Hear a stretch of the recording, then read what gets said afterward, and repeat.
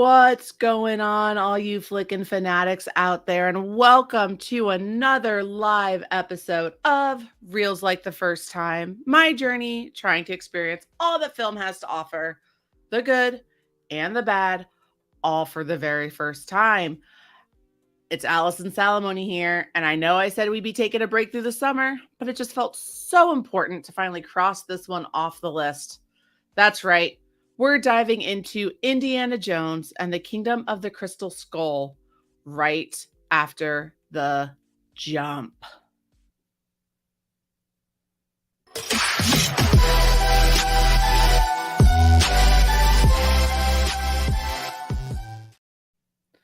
What's going on, everybody? Welcome back to another live episode of Reels Like the First Time. As I stated in that quick little intro, it's your girl, Allison Salamoni.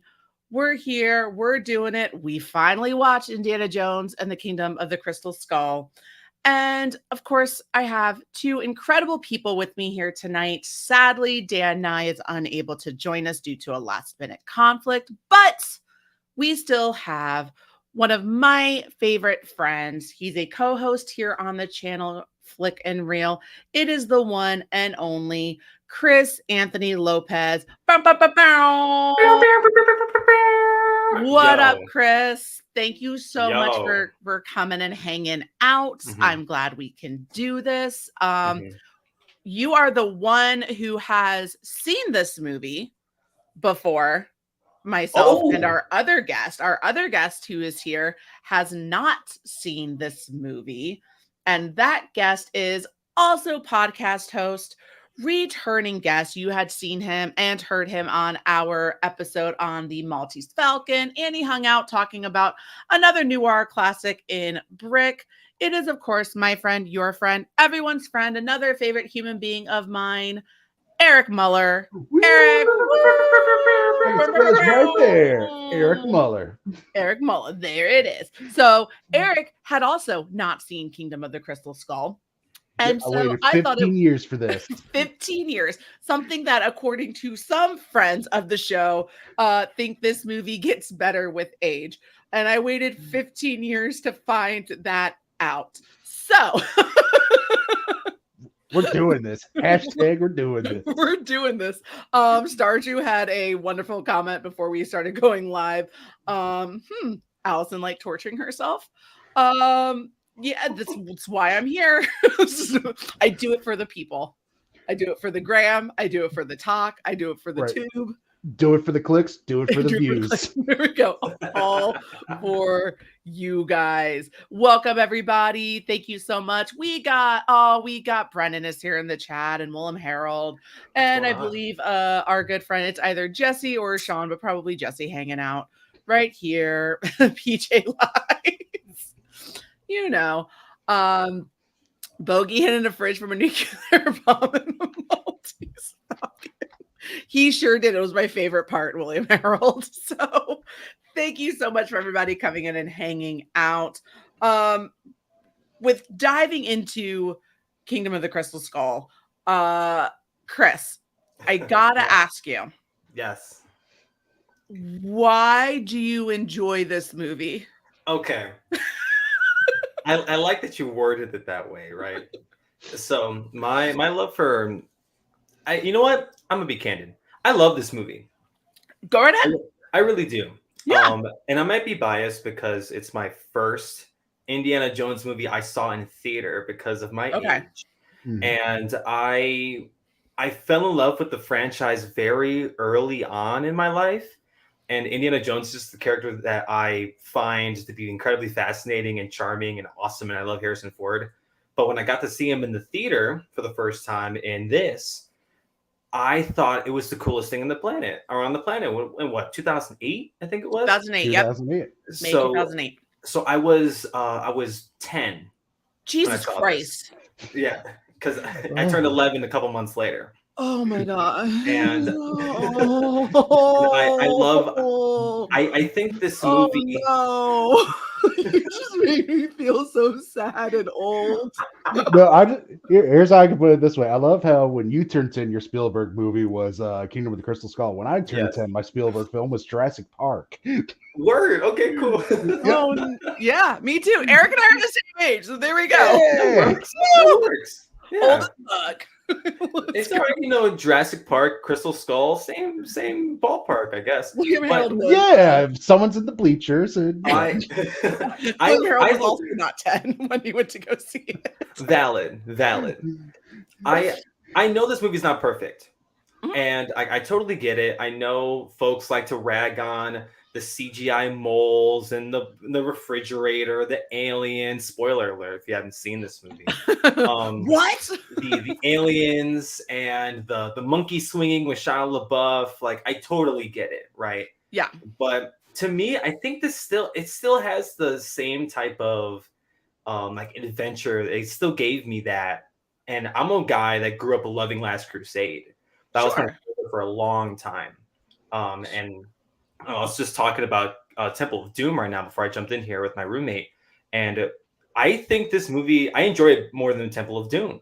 What? I know that's not a crazy take. I mean, Allison's reaction makes it sound like it is. But Hot Take Express. I'm sorry. So hot. I love, I think Harrison Ford still brings it. I love that Karen Allen came back to be Marion Ravenwood. And yeah, like Shia LaBeouf's casting in hindsight isn't the best, but they had an idea. And this is really the first one of the first legacy sequels of older franchises to really put a nice bow on it. The ending of this is very sweet, giving fans, the proper, marriage of Indy and Marion. And I dig it. Does it get weird? Yes. Who is it? Cate Blanchett. Yeah. She is in a whole different movie the entire time. She's within the first 10 minutes of this movie and seeing her, it's she and her trying to do this Russian accent and then slipping into her British accent and then going back to Russian, but then there's just certain words she just can't get, or Ukrainian, I think it is what it is, or what Indy calls it. And I'm just like, oh no, that's not good. Why'd you give her so many lines with she had to use a bad accent for? Not a good voice. It's weird. And she's weird as hell in it, but to me, the positives outweigh the negatives. And yes, and maybe I'm not, let me rephrase. I know William, Harold, and Allison, and Eric, I don't know how you feel essentially about Temple of Doom, but it's not me owner hyping of the channel up. Also it's not me hyping up Crystal Skull. I think it's more so me putting down Temple of Doom, which may be an even hotter take. Both. But all the above. I love this movie. And when Allison mentioned doing a little live thing about this, I thought she was kidding. I thought it was a lie. And I'm like, I'll happily do it if you are doing this. And I found out, I think it was yesterday or the day before. Yeah, I think it was really last minute we decided to do this. I think I messaged Eric, I messaged you and Dan on Sunday. I think, or I think yesterday. I missed the initial message. Yeah, it was Monday. Monday. Yeah, I literally messaged you guys yesterday. I was like, hey, do you want to do this on Tuesday or Wednesday? Because I feel like I just need to, because I don't know what's going to build on it. I feel like the one thing that they did with this movie, and I think they did well in a way, is that for people who hadn't seen the first 3 films, this is a jumping off point for the 10-year-olds going to see it in theaters, or who may not. It's done in a way that you're still getting the throwbacks, you're still getting the indie pieces from the original trilogy that and you love and are just parts of the story. There are beats. Yeah, exactly. But it still is able to be watched by someone who may not have seen the first 3. And have an understanding of what is going on and meeting these new characters. And I think that's something it does, because it is 15 years since the last one. Or it would have been longer than that since Last Crusade, right? Yeah, so, Last Crusade came out in 89. Yeah, way longer than that. So you're looking at it from that kind of perspective. So it's parents taking their kids to be like, oh my God, Indiana Jones, this was what I watched. And so it does that really, really well. William Harold also saying what we feel.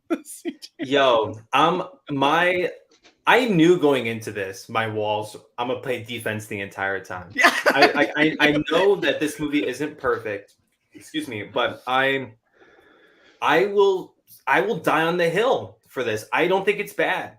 Yeah. I truly think that this movie is overhated, and that folks, as someone who admires the original trilogy, like many of us do, we admire this character in the franchise.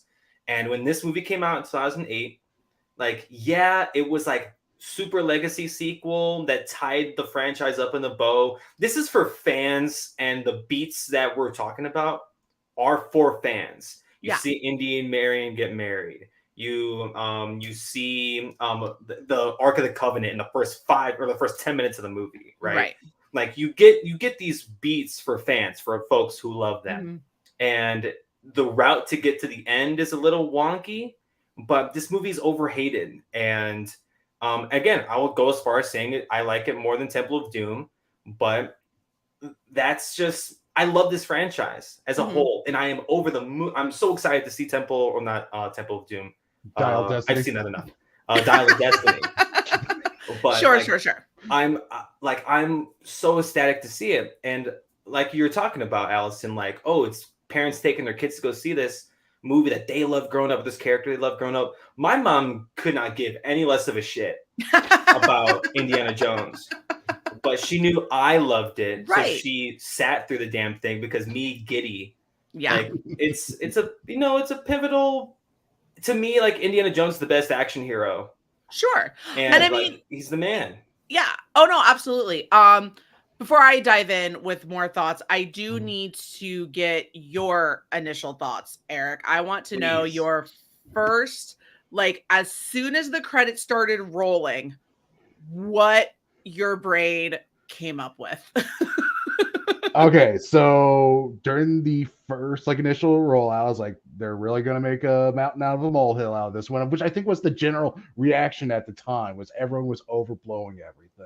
Like, I remember I was supposed to see it opening weekend, but I got called into work, and then my girlfriend's family took her to see it, and then she was like, you don't need to see it. Everyone's telling me don't see it. So I was like, okay, I've never felt the rush to see it. And then there was, of course, the South Park episode, which is, looking back historically, horrible, to say the least. So, like, I've always just brushed it off. I was like, out of sight, out of mind. And then, we started talking. It's like, okay, before Dial of Destiny, for reals, like the first time, I will watch this. And first, it took me a while to get into it. Because it was felt more Temple of Doom than the other two, only because it's like, it's the first thing you're not seeing. It's weird because you're not seeing Indy being suave. You're not. He's not being suave. He's literally beaten in the first. Like, it's like you don't see your hero fall like this. Right. He's getting pulled out of the car. What's going on? But just going. The problem with this movie is up to the Peru scene, up to the Peru graveyard where they actually get the crystal skull. I was into it. I was like, okay, this is an Indiana Jones movie. I can see where everything's going. But after Peru, after he blows the dart into the other guy, which is a classic Indiana Jones move, mind you, then, like, on my note, I wrote down 2 words: Looney Tunes. It turned into a Looney Tune cartoon, especially the jungle sequence. Everything involving that, I was like, oh no, what is any of this?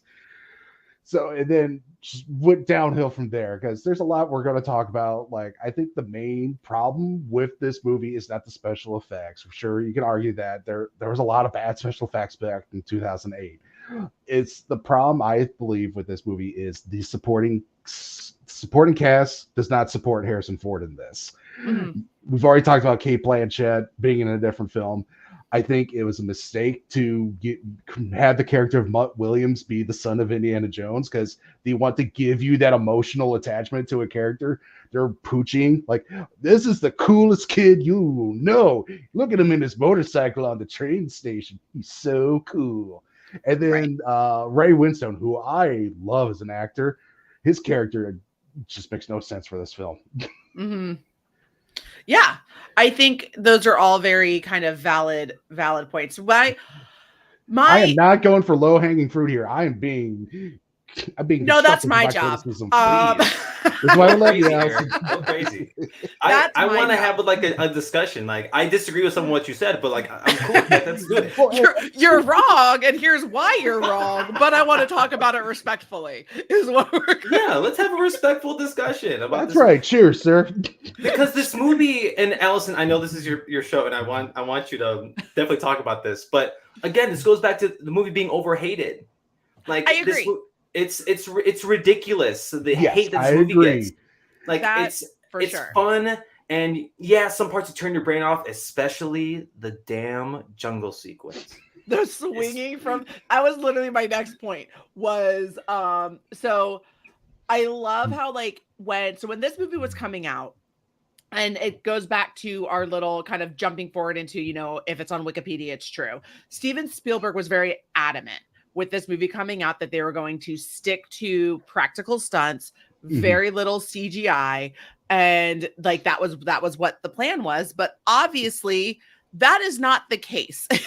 What ended up happening, they ended up having to use more during film. They had used more CGI work than initially anticipated because it proved to be more practical. Obviously, CGI is a cheaper option than constantly blowing the same shit up over and over again, right? Like, that's why people have started using it over practical effects. There ended up being a total of about 450 CGI shots, which is an estimated 30% of the film, with an estimated 30% of the film's shots containing some sort of like CG matte paintings as the background.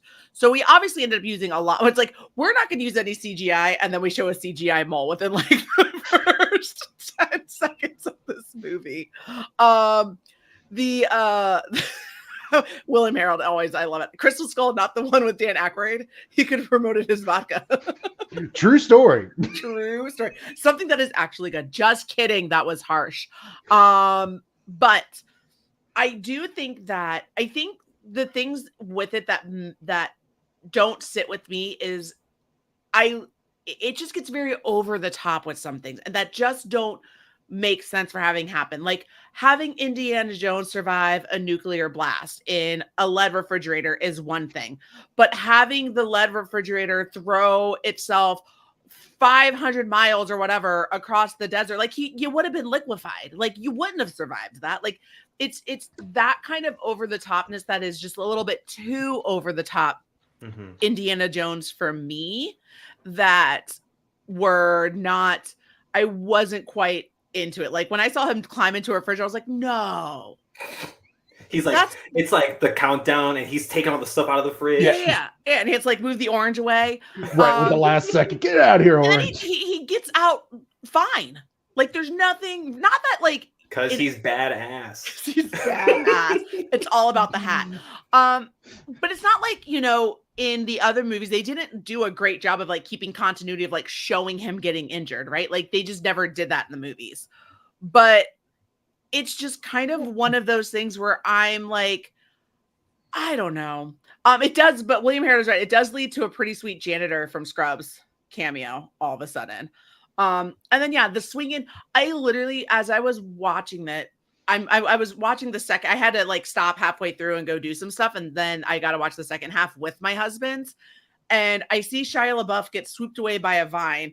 And I just look at my husband. He just shakes his head. He goes, "Oh, here we go." And he starts swinging. I'm like, Shia's Tarzan now? I thought there was not a whole lot of CGI in this thing. It's just like, it's stupid shit like that. That's just over the top that I'm like, and it ends up, it's so over the top in the sense that ends up taking me out a little bit. Sure. But yeah, the whole idea of like, I knew about the aliens before going into this. Like, I already knew like that spoiler. And But that doesn't bother me, right? Like that's the only thing you knew about this. That's the only thing I knew about it was that that the MacGuffin was some sort of type of like alien. Like it was an alien skull. There's alien beings. Once they show it to you, it's hard to not think alien. Right. I mean, you see it, and I think maybe because I knew it was aliens when they first cut open into like the bag in the storage warehouse where the hand that comes up, it looks like an alien, obviously. Mm-hmm. But again, it's Area 51. It's also I knew, so I was able to kind of, figure it out that way. But even that isn't bothersome to me because when you think about the other Indiana Jones movies, they're fantastical movies, right? They go with the time frame. You start with the Ark of the Covenant, right? Which is like finding God in a box. Like that's mythical and magical.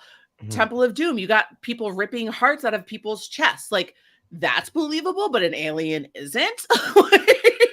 You're speaking my language. Right. Or, Last Crusade. Oh, here is an actual knight from the Crusades. Right. Villain. He's got eternal life. Yeah, exactly. So, Sean Connery drank out of a dirty cup to heal a bullet wound. Yeah. Exactly. Like, come on, guys. Like let's think about this. 100%. And so it's like with all of those things, like the idea of like Steven Spielberg saying he wants to base this off of 1950s sci-fi movie makes complete total sense when you're thinking about like what Indiana Jones is doing. So that's not the issue. The issue I think I have is kind of everything that Eric was saying. You have this supporting cast like Cate Blanchett just doing her own thing. Shia LaBeouf doing, swinging CGI, swinging from vines, sword fighting on a car, like just and getting hit. He happened just to be he took fencing in school. Like it just happened to be because he's so cool with his motorcycle and cap and his fencing. Yeah, he's slicking his slicking his hair back the whole time, stealing beer. He's so cool, kids. Yeah. You're gonna want to give him the franchise. Absolutely. So it's like it's frustrating because there's parts about it that are so enjoyable and so lovable and is everything you're looking for with an Indiana Jones movie. Harrison Ford being charming and charismatic and like the line he gives to Marion when he finds out, when they're talking in the back of the truck after they get caught again. And she's like, well, I'm sure you had other people too. He's like, yeah, but they never really amounted to anything. And when she asks why, he's like, because they weren't you, honey. Like, that's what I love. Like, I love that. And then Shia swings on vines. And then they fall over 3 waterfalls. Okay. Now, the jungle sequence is ass. It's hot garbage. Okay, cool. I rewatched this a few months back because I just got into I just got excited one night and I popped on Raiders, and then I just ended up falling into all the rest of the franchise. Sure. But when I got to Crystal Skull, and admittedly, I went from Raiders to Crystal Skull back to Temple because I'm like, oh, I wanted to rewatch that one again just so I can see in my 25-year-old brain how I comprehend this. The swinging in vines is stupid. The ants part is dumb. The waterfalls is crazy. The hole after he gets all eaten. Right. Like it's ridiculous and it's stupid. But I also have to remind myself, like, this is the one that had God in the first one. Mm-hmm. And then this freaking, I don't even know, like these, again, like what you said, Allison, like folks ripping hearts out of bodies. Yeah. And then again, Sean Connery healing bullets with knights from the literal Last Crusade. Yeah. So it's Sean, this is my point. This is the point we're trying to make. This movie is about aliens in a franchise that has Facebook. Physics. I don't care about the outlandish stuff. It's how we get there. You know. And to me, it's not the destination; it's literally the journey, which all Indiana Jones movies is about the journey to get there. Mm-hmm. And this one has wacky racist physics to get there. Because, I told Allison, before we even did this, after I finished watching it this morning, I went through lunch and I just did a speed through of all the other 3. And the action set pieces, there's some chase sequences, like the famous one, Last Crusade with the tank, or the chase on the boats. That's it. But this one, the chase sequences are just so laughably bad. You're going to sit there and tell me, Chris, if you were straddling between two trucks and got hit that many times in the nuts by low-hanging bushes, you're still going to stand there and be okay? Now, I'll revert back to my point from 2 minutes ago. The jungle sequence sucks. It's not good. Like the second they get done with the waterfall stuff, when we get to the actual like temple and then it becomes stuff with the indigenous folks, I feel like that part, like I buy like what Allison, you nailed it. Like everything from, or not Allison, Eric, you mentioned it, the Peru sequence. You know, like when they actually like figure out what's going on, and like Mutt and India, like, oh, okay, like this is what Ox was talking about the whole time. You know, like all this crazy stuff, and like everything in between, with the exception of the camp portion where like Marion and Indy see each other for the first time, and there's the scene where they get stuck in the sand, and Mutt uses the snake to get them out. Yes, and he's like, "Get something else. Get something else. Say it's a rope. Call it a rope. It's a rope. Tell me to grab the rope." I bought it, like, and I still buy it now. Like I believe that Indiana Jones would say that because of what the previous movies have told me. Right. Like I believe it. And then they go into the jungle and everything gets like thrown for a little bit. But Eric, you mentioned something about the supporting cast, right? Yes. And like John Hurt in this movie, I liked him a lot more the last time I watched it. Like I loved John Hurt. Yeah, I understood his character. His character made sense because dude went nuts looking for aliens. Right. Like I buy it. And like Harrison Ford, Allison, you nailed it. Like he's still great, right? Because it's the only character he's ever given a shit about. Like Karen Allen, I still think she's awesome. And I agree. Crystal Skull. Yeah. And the one outlier to me is Shia LaBeouf. And it's not the Mutt Williams character. I understand what they're trying to do. They're trying to either, you know, give the franchise off to somebody else, as they alluded to at the end of the film with Mutt picking up the hat, or what I think is the real answer, Shia was incredibly miscasted. Miscasted. I think that's part of it, but also at the same time, I understand like Spielberg, this is Shia LaBeouf's role. No one else is eligible for it. Yeah, Spielberg at that time he's missed, dog, and this is one of his misses. That is, I'm saying it's a definite miss because he was trying to get in, like, because right after this was the Transformers, Eagle Eye, you know, it's right before the Rise of Shia LaBeouf. Let's get him. Yeah. So if you could, with that mindset, then I guess if you could recast the role of Mutt for anyone at that time, you got to think about 2008, right? So who was up and trying to, like, if you could, and if in the chat too, guys, throw your ideas in there. I'd love to see them. If you could recast someone to be this character at that time, who do you think you would pick? Jensen Ackles from Supernatural, Dean Winchester. Ooh, it's a good one. Oh, I like it. Is that the wow? Oh my god. Like that. Nice. That's a good one. See, and I like that a lot. I want to mention wow, a lot of Chris Pratt in the chat. A lot of Chris Pratt. It should have Chris Pratt. Yeah.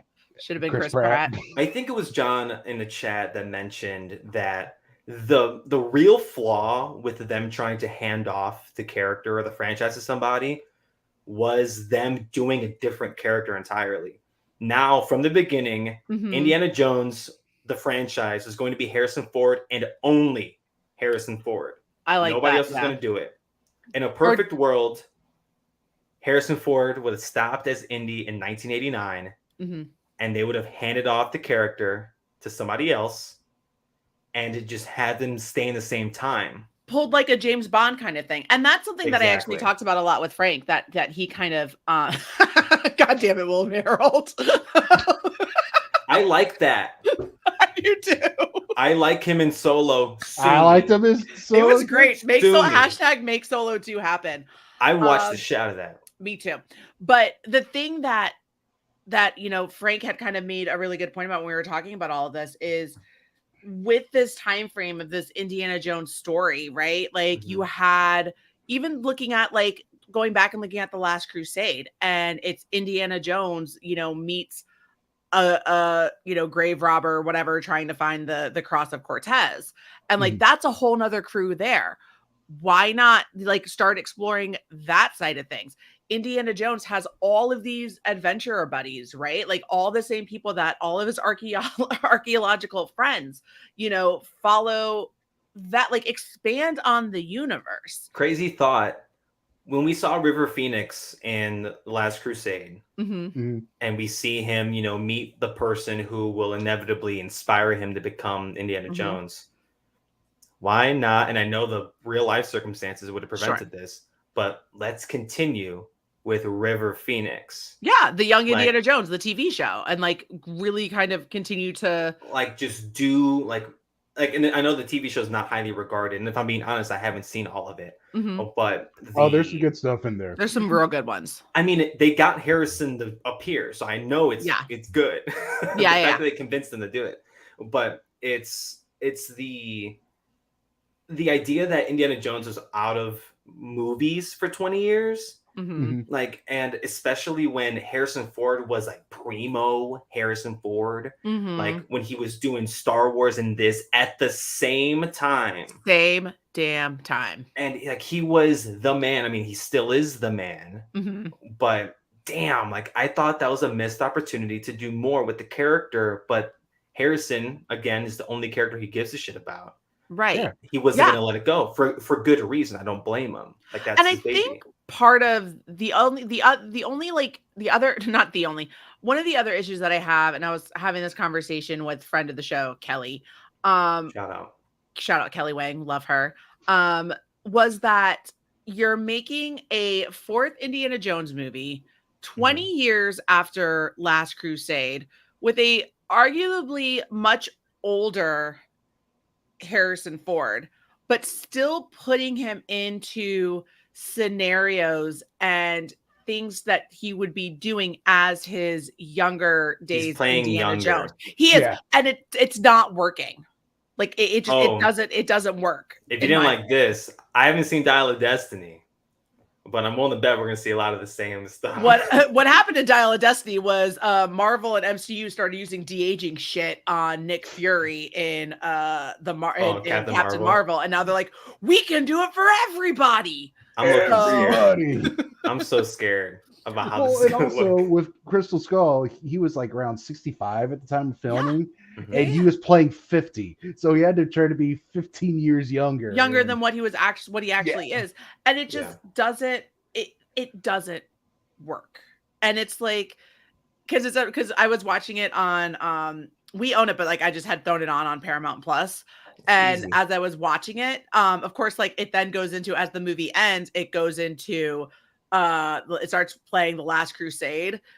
And I'm sitting there, Frank goes, first 10 minutes of this movie, better than anything. Kingdom of the Crystal Skull. I'm not going to argue with that point. Like, and it goes back to it goes like, again, like I think Raiders, I think most people can agree. I think we can all agree that Raiders and Last Crusade are like the top. Oh yeah, the creme de creme, regardless of how you place them. Sure, like, flip flop, whatever. But then it's the other two. I know some folks think that Temple of Doom is a masterpiece. I see William Harold in the chat because it is, but that's fine. Firmly disagree, but I'm just respectfully. Yeah, I remember with a firm respect. I disagree. But like this movie, and my nostalgia glasses have been on for 15 years talking about this movie. So let's also keep that in mind. Yeah. But to me, like it still gives me that sense of adventure that the originals did, Temple of Doom included. Like it still has that heart to me. And while the road that the story that this movie entails is not the best. I wish they didn't do aliens, if I'm being dead ass. I know the popular fan, movie idea has been like Atlantis or things of that nature. I wish they would have done something of that sort if you want to get crazy fantastical. But like aliens is like the peak of where you can go. you know, Yeah. in regards to, I mean, haven't seen Dial of Destiny. They might time travel in that damn movie. I don't know. Who knows what the Dial of Destiny does? Right, no spoilers. I haven't seen it, but that might be the damn movie. Exactly, John. That's exactly what we're doing. But I'm just like, to me, like, Harrison is this franchise. Yeah. Mm-hmm. It's not a good sign when John Rhys Davies and Sean Connery are like, oh, you want us to appear in that? No. It's not a good sign. Yeah. But to me, it just rides on Harrison, and he delivers. And while the story isn't the best and he has to play, like what y'all say, 15 years younger, to me, I buy it. I buy it wholeheartedly. And yes, there are ants and moles and monkeys and the alien effect where like gets all close to the screen. Yeah. Like that one throws me still. I'm trying to remember if there was like, because, you know, during the mid 2000s, like everything was in 3D. I forget if this one was actually in 3D too. I wouldn't be surprised if it was, just based off of certain shots too. Like, yeah, it would not surprise me if this ended up being one of those you could see in 3D, just because of the time frame. I mean, I don't know for sure. I don't remember. I could probably look it up on Wikipedia right now because I'm trying to, but there's so many words to there's so many words in this, so many words, so many things to say. Of course we have to give flowers where flowers are due. It's another masterpiece of a score from the amazing John Williams. Hell yes. Always. I mean, he's the GOAT. There's no ifs, ands, or buts about it. Oh, yeah, like even during this movie, even during the lows, still just hearing those horns going. Yeah, it's just like, it's still, because, you know, I'm old compared to Chris. It still makes me feel like a kid again, hearing, you know, right, the Raiders March for the first time watching Last Crusade. Right. Can I ask a question to the panel? Sure. Eric alluded to it. I want to know if Allison, if you agree. Is the best piece of this movie the part where Indy goes and Mutt meets Indy at the school, and like then like the whole chase sequence? Is that the best part of this movie? Oh, I love that chase sequence with the motorcycle, especially going through the library. Again, that to me is your peak Indiana Jones. You're getting a meeting with someone coming off. Oh, William Harold, it was not in 3D. Cool. That kicked off next year with Avatar and James Cameron being bougie about how he releases movies. Anyway, that's a conversation for another day. Don't need to start another riot. So we're not going to do that today. Check out the previous episode. Check out many episodes before. But that whole thing where he's meeting it, like Eric said, the whole first like 30 minutes or so of this movie is a great setup for a great Indiana Jones movie. Like, I'm willing to excuse the nuke in the fridge for that for first 30 everything minutes. else. Yes. What's going on? I am William Harold. You're right. I'm a big Cameron fan. 1990s Cameron, we got it going. Titanic, and then earlier, we're good. Valid. But after you know, when the jungle chase loses me, little bit of how the aliens look and that whole and how that all ends kind of loses me. Sure. But not enough to where like I can't knock this first part of the movie where they meet, they talk, they meet with the train, they go back, he starts translating things, they're going into this temple, they see that ox went crazy. Like all of these things in this meeting is just it's perfect. And I think that chase with the motorcycle and then someone asking him a question about something on their upcoming test or whatever, and he's like, that's an Indiana Jones moment. Perfect. Read this, do this instead. And as they like go on, I thought that's one of my favorite moments. Gone outside, not in the library. Exactly. That's exactly like it's that part is that's in my top 3 of like my favorite parts of this movie. Totally. I agree wholeheartedly. Yeah. Like I love the like them racing through campus and hitting the statue and the head falls through the window. Statue, yeah. Like and the sliding under the tables on the motorcycle and like what you said, him answering the kid's question. And this was all like after he was excused from the school or from the university. And because the communists came. Yes, because the communists because the FBI doesn't want him working, but they're more than happy to let him travel out of country. Right. Because he's they might think he's a Nazi, even though he's a Nazi commie. Nazi he's a Nazi commie. Yep. Like, it's a whole thing. And the portion, because I agree wholeheartedly, that's the most Indiana Jones this movie gets. Yeah. Is like, and you feel the period that it's in. Like, I love the little bar fight that Mutt starts. Like, and like the music that kicks in and the score, like, it's super fun. And I, in a weird way, I kind of like the chemistry with Shia LaBeouf and Harrison Ford. While I do think still that Shia was miscast, I can tell in portions that, like, this, I think he's having a good time. I like to think so. Yeah. Oh, for sure. And I think that they I get Harrison Ford being the consummate professional that he is. You know, he's one way and his demeanor is one way before he knows that Mutt is actually his kid. And then immediately when he finds out, he looks at him and says, "What? You didn't let him finish school?" Like, the whole perception of how he views Mutt changes in the drop. That's my favorite line in the entire movie. Yeah, it's great. Like, you wouldn't let him finish school? Yeah. It's so good. And it's why Harrison Ford is just one of the greatest of all time. Oh, honestly. Yeah, 100%. Yeah, damn near. Yeah. And again, like, it's the character, like, Harrison's played this character to perfection. And like, regardless of film quality, and while even though I love this movie, I wholeheartedly agree it's not great. Borderline's barely good, you know, but like, I love it. But I love it, and I love everything about it and how goofy it is. Like, because to me, like, especially with them doing aliens, you kind of gotta get a little goofy. 100%. And there's nothing, I mean, and really what most critics agreed with you. Rotten Tomatoes has this at a 77% on Rotten Tomatoes for the critic store.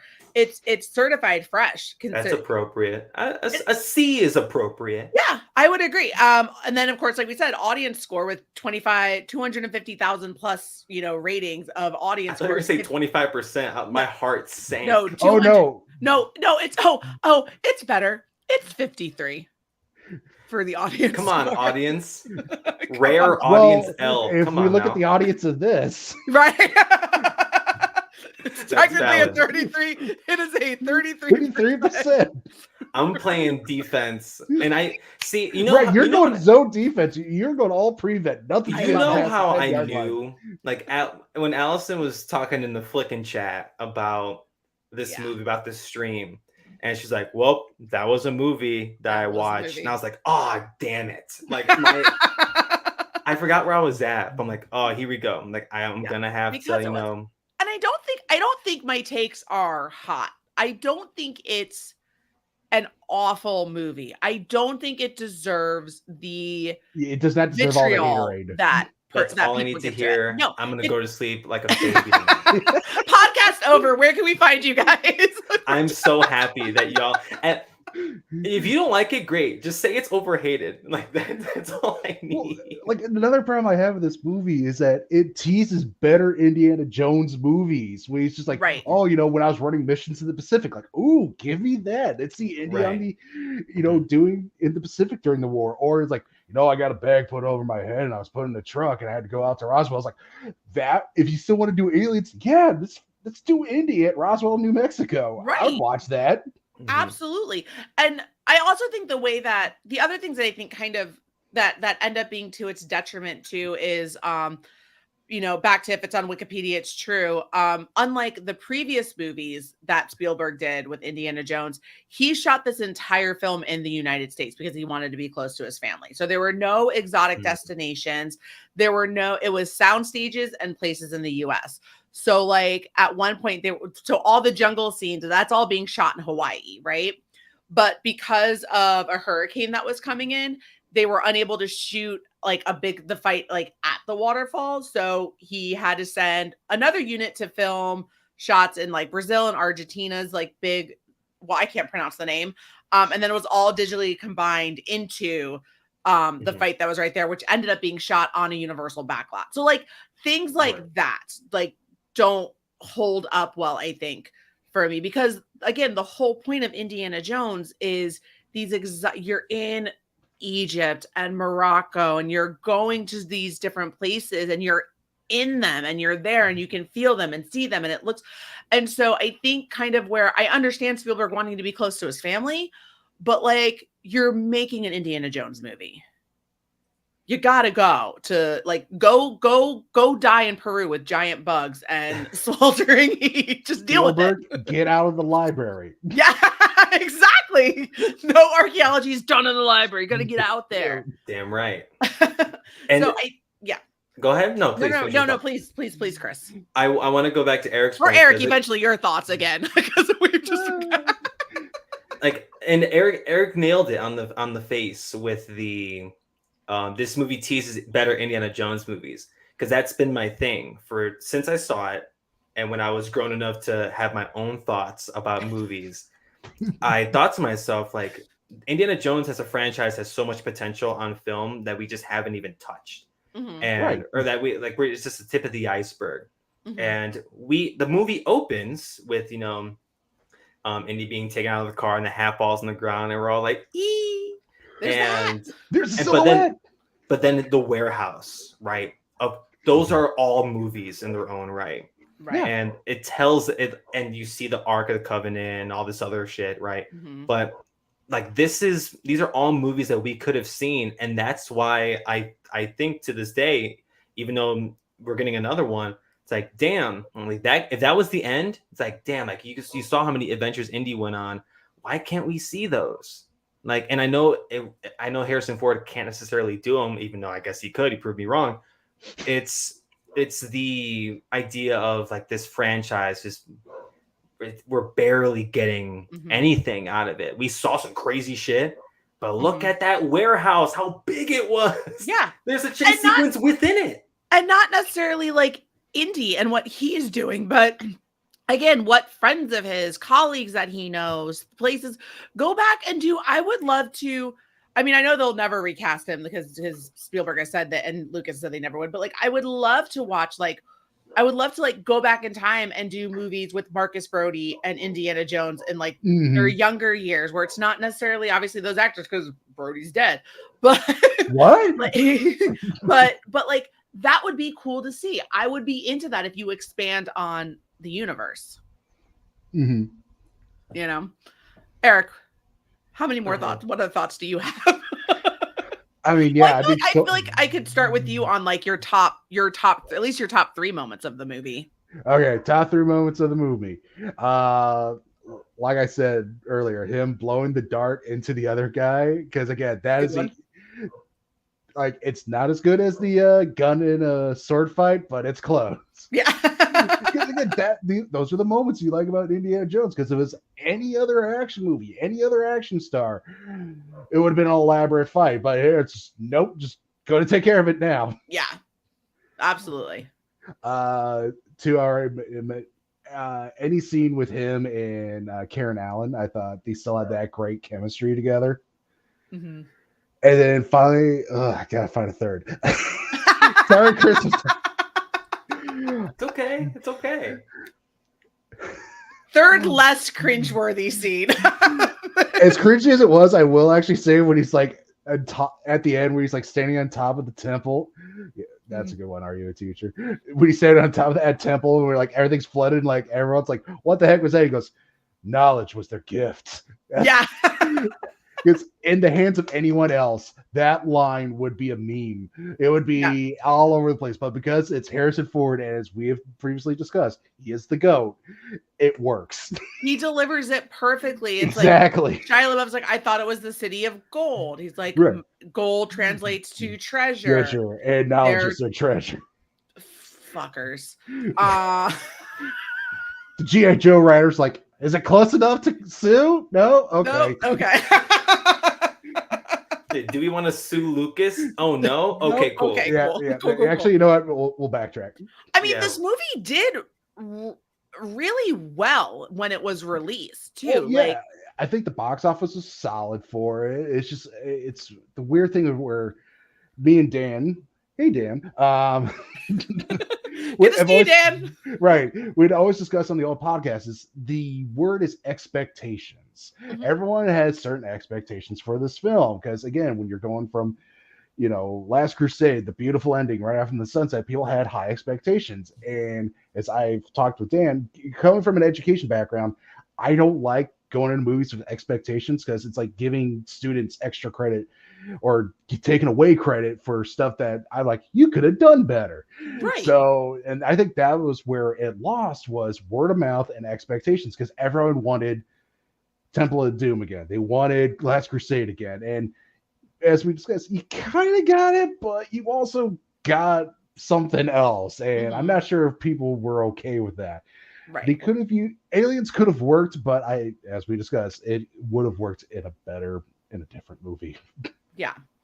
I can absolutely dig that. Yeah. It grossed over 790 million worldwide. So it's still technically, see if you guys know this. So this film is the second highest grossing film of 2008. What do you think is the first? Iron Man's too easy of an answer. It's not Iron Man. 2008? 2008. Highest. Was it a Transformers movie? No, because the first one came out in 2009. Oh, shit. Okay. It is. I'll give you a hint. It is technically within like a comic book movie franchise. Dark Knight. Dark Knight. Yep. Damn. I didn't even think of Batman. That's crazy.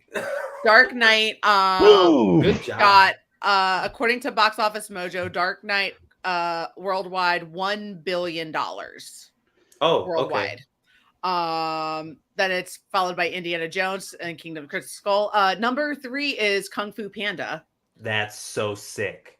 Right? That movie's awesome. So it's but no, I think that's another thing that actually worked against Indiana Jones because if it was around the same time as the Dark Knight, because that was when everyone's like, we need the dark, gritty realism. Yeah. And what do you give us? You give us Shia LaBeouf swinging around with monkeys and aliens, and aliens, and CGI ants eating people, and then forming a bridge to reach somebody. Yeah, right. Exactly. Don't give me another reason to spite the Dark Knight, please. Like, get out of here. I don't. Are we coming with hot takes about the Dark Knight? Oh no! That's a separate night. Separate episode. Okay. I'll keep it to myself. Not a fan of the Dark Knight, huh? Oh no, I think the Dark Knight's a fantastic movie. Oh, okay. What's the hot? But it's I got overrated as hell. If that makes any sense. I don't think it that's kind as of goes hot with as my a take. hot take for it. I don't think that's as hot of a take as at this point in time. Warm. Yeah. I personally, my favorite out of that trilogy, my favorite is Dark Knight Rises. I think that movie is hands down the best one out of Batman Begins, The Dark Knight, and I think. Fuck off, Chris. I also like Temple of Doom, so you can. Yeah, I'm one to talk. I'm over here defending. You're defending Kingdom of the Crystal Skull, and I'm talking about an actual good movie. So... Wait a minute. I swear to God, look, Sean came back. What's up, Sean? If you told me to pick one movie and the other one's erased from existence, of Crystal Skull or Dark Knight Rises, I don't even think twice. I'm picking Crystal Skull to keep forever, and Dark Knight Rises can go to Italy like how Christian Bale did at the end of that movie. Like it's just like what it's what. But it's besides the point. Will break first, Chris? Your back the darkness is or your spirit. You merely adopted into Indiana Jones. Me and Allison were molded by it. You were just a child when Crystal Skull came out. Are you a teacher? Yeah. I love the term. You didn't let him finish school. It's Chris. But no Batman. No Batman. Allison, yes. Your top 3 moments from Crystal Skull before we get way off track and just start talking like Bane the entire time. The fridge. I'm kidding. I do love the opening of the film. I do. I love the opening of the film unironically. It's fun as hell. and I love the. Not too many flicks give me the same satisfaction of the punch noise of like the Foley of like whatever sound that is. Like, and Indiana Jones punching people in the face just makes me very, very happy. And I love the opening. And when I watched it again recently, I was just like, yes, like I remember, you know, why I love this movie. Punch sound effect. Yeah, like I love it. I love it. Baseball bat against leather. Yeah, is it really? That's what's up. Foley art is underappreciated now in today's day and age, and we need to appreciate Foley art and Foley artists. Yeah. So opening sequence. Yes. The portion at the school, as we talked about earlier, because it's peak indie. Yeah. And I'm gonna steal one of Eric's the introduction of Marion into the film. And Marion's theme is a piece of music that I've grown to adore in my adult life. Absolutely. Like I mean, Raiders March is, to me, it's the John Williams score in my eyes or my ears. Okay. Like, it could be any sense. You're right. Like, absolutely. yes. All the above. On my tongue, it's the best John Williams score. But Marion's theme is one that I really hold to my heart. It like moves me like not too many film scores do, or individual pieces of film scores. Like on my Spotify of just film, my playlist of film scores, like Marion's theme, I can't listen to it in public because I will tear up and cry. That's like me with the Rocketeer theme. That's like one of the ones I go and I listen to when I need like a good cry on my way home from work and I need to tell myself I did my best. It's the Rocketeer. And the Rocketeer, damn, the movie's good too. It's so good. It's so good.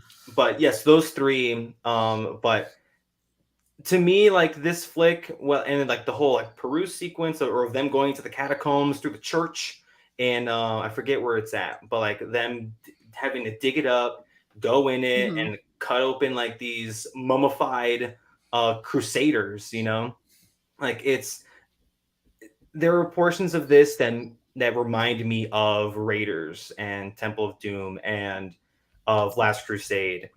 And I think a lot of where the hate comes from is because it's not shot the same. Like we've alluded to the action sequences, right? Like in Raiders, in the original, like Indy's out here, like, you know, going through trucks, and you can tell it's a real human being, like on a truck, and they're driving down a road, and they're shooting it, right? Whether it's Harrison Ford or not, that's for them to know and for us to think, right? Right. But it's it's not the same. It's everything like what you said, Allison. It's all in a sound stage somewhere, and it's like green screen to hell, but it's not but that's also just movies aren't made the same as they were before. Right. Like, absolutely. It boils down to that. And now we still get glimpses of that, of how like when I was a boy watching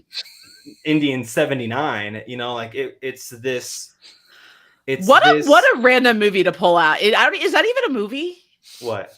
Indian 79. No, like Indiana Jones Raiders when it came out in 1979. I'm like, Indian 79? Like, what are you talking? Indian 79, that's the title of my new mixtape. I love that. Yeah. I was going to say, it didn't even come out in 79, but I'll give it a listen. But the damn, I just love that like we all love those movies. Yes, I misspoke. I apologize, William Harold.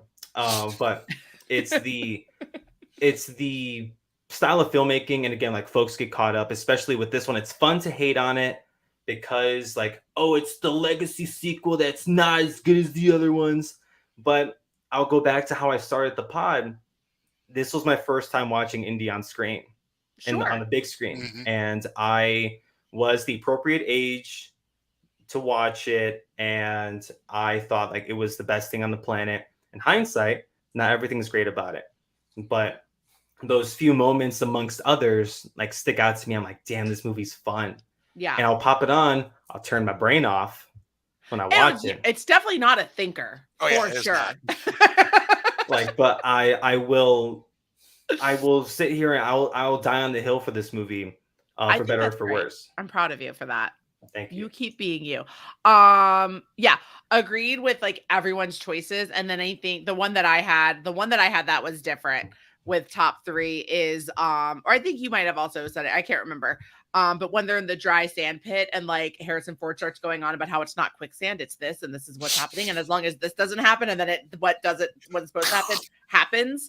And then the snake, we finally get the snake. Went this long. I wish there was more snakes. Honestly, I like when he gets freaked out by the snakes, but yeah, I think all in all, I don't think this movie is as awful as many people in the world want to make it out to be.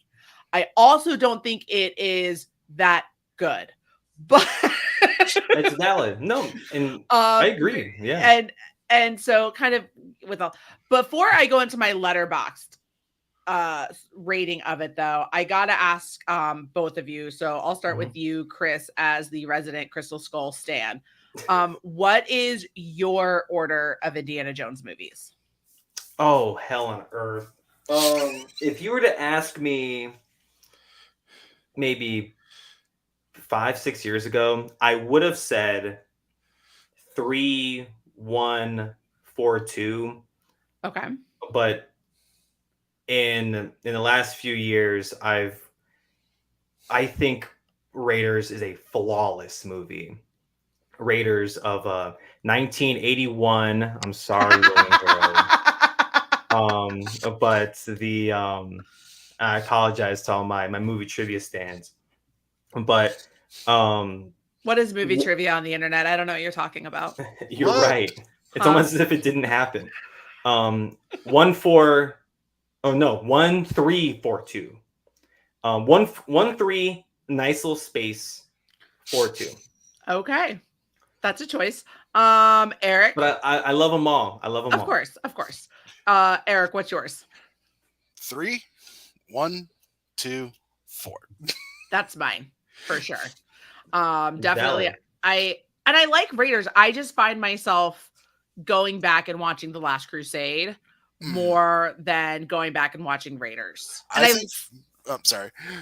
Go ahead. No, please. I was going to say, I think for me, it's the fact that Last Crusade was actually the first Indiana Jones movie that I saw. So that, because I had to have been like 6 or 7, and my dad had the VHS copy, so I just put that on, and then eventually I went backwards and watched the rest of them. But because again, like as a young 6-year-old, just like watching Last Crusade, it's like, well, movies can't get any better than this. No, yeah, pretty much. Arguably, they still haven't. Right. Agreed. I have been consistent throughout the life of that statement. The first one that I ever saw was I was probably way too young to be watching it, but was Temple of Doom. Was the first Indiana Jones I watched. Probably. Wow. Yeah, I was probably like 5 or 6. We had it on VHS and just watching it at home. Yeah. The first one that I ever watched. And I thought Short Round was the coolest motherfucker on the face of the planet. Still is. Still is. And then, well, again, I was 5. I was Short Round's the hero of that movie, if you really think about it. Not really Indy. It was Short Round.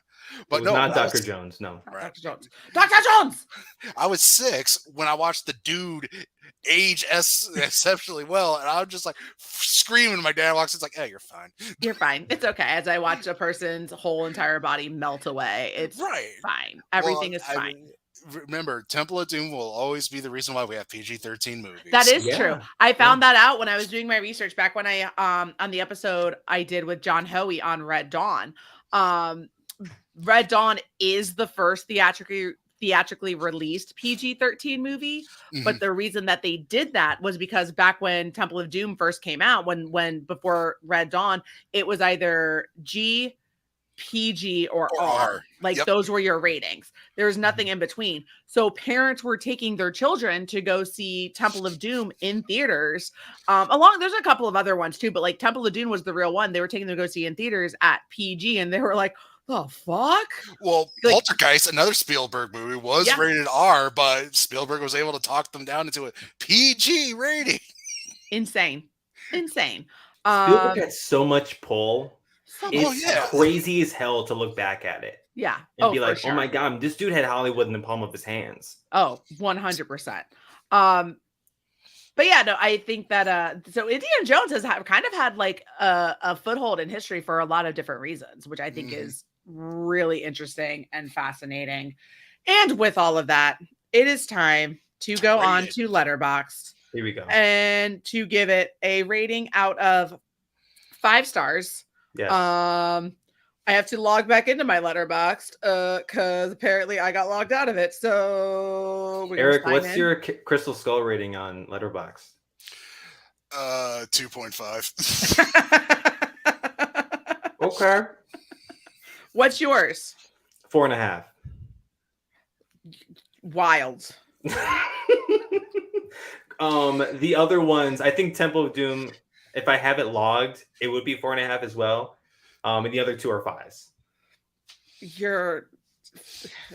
Okay, fine. I didn't say my life. I didn't think this was going to be. I didn't expect this episode to be the one to break Allison, but here this we is are. This is the one where Chris and I are no longer friends after this. It's okay. I'll still be your friend, Chris. It's all right. It's all right. Sean fired me because of my feelings on The Dark Knight, so it's okay. And The Dark Knight Rises, so we all can't be right about things. But movies are subjective. It's the beauty of film. This movie is gonna go into my pantheon of 3-star Harrison Ford films. I have Blade Runner is 3 stars. Wait, what?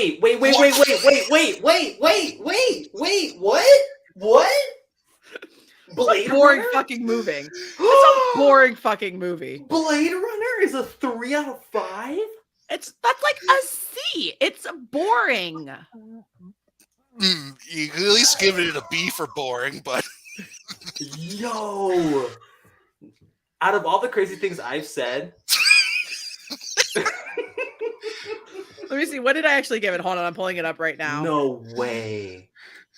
Did you watch the final cut? Yes.